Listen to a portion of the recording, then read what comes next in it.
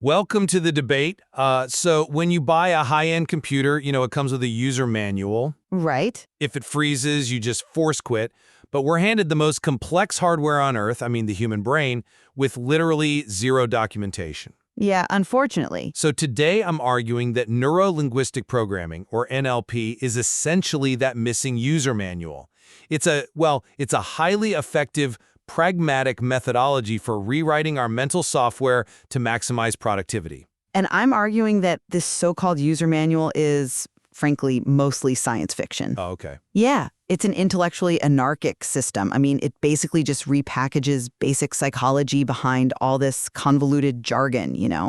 It offers superficial hacks rather than sustainable behavioral change. Well, I think the brilliance of NLP, especially when you look at texts like the Big Book of NLP Expanded, is that it focuses entirely on the how instead of the what. It models successful people and decodes their syntax. So take a concept like metaprograms. Right, but what does that actually mean in practice? So think of metaprograms as the background sorting algorithms in your brain. Okay. For instance, do you naturally move toward a goal or do you move away from pain? I see. If you understand that your brain's algorithm is running an away from pain script, you can literally rewrite the keystrokes to stop procrastinating. It operates on pure utility. But that utility is completely subjective without empirical testing. Well, the source text itself even notes there is, quote, no significant scientific interest in NLP. You're modeling an individual's success without any scientific controls. yeah, but you don't actually know what code is running. Wait, what do you mean by that? Because if I stop procrastinating, the code worked, right? Did it? Yeah. Why does empirical academic validation matter for a pragmatic productivity tool? Like, if it gets results, it gets results. But did it actually work, or did you just benefit from a placebo effect? Does it matter? Well, yes, because when you model a genius without isolating the variables, you think you're copying their source code, but you're really just copying their desktop wallpaper. Come on. No, seriously. It looks the same on the surface, but the underlying operating system hasn't changed at all. You're just imitating their idiosyncrasies. You claim it's just desktop wallpaper, but that completely ignores the actual physical mechanics of what NLP does in the moment. How so? It actually does change the operating system. Take a protocol like the swish pattern.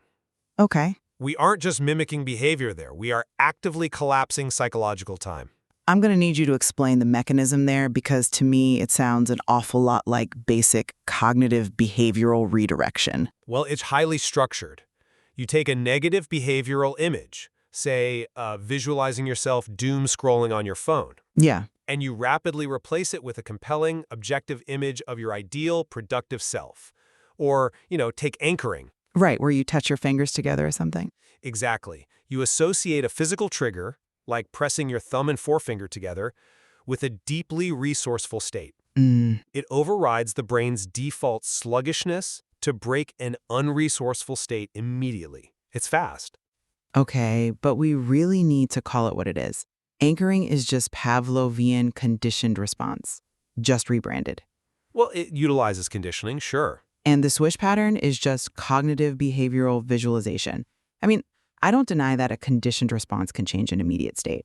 I really don't. Right. But this whole framework encourages a culture of superficial quick fixes. But that quick fix critique completely misses the point of pragmatic utility. How? Because if I have a massive productivity block right now, I need it gone right now. I don't have 6 months for therapy. I have a deadline at 5 p.m.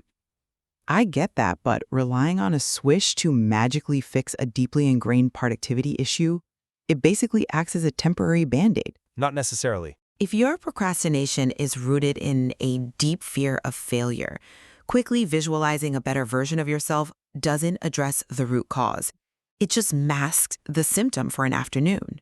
I actually agree that masking a symptom is dangerous. Right. But NLP doesn't stop at a quick fix. That's a huge misconception. It's deeply concerned with what it calls ecology. Ecology. Yeah, it specifically tries to ensure changes fit the whole system of the person, basically to prevent self-sabotage down the line. I don't know how it can do that because the source text openly admits to the anarchic nature of these techniques. Well, it does it through structured internal negotiation, like the 6-step reframing process. Oh, the parts thing. Yeah, exactly.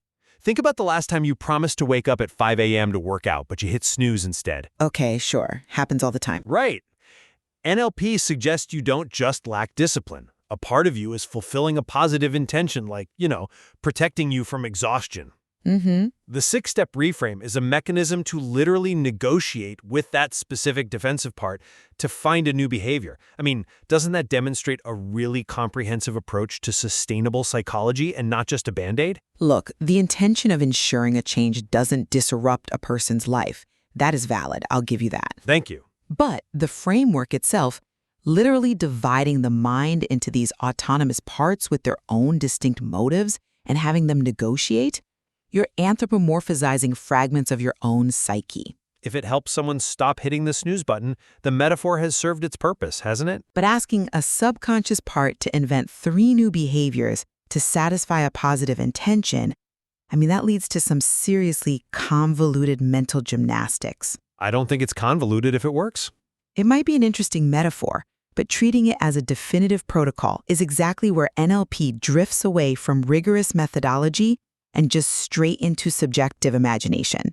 I hear you.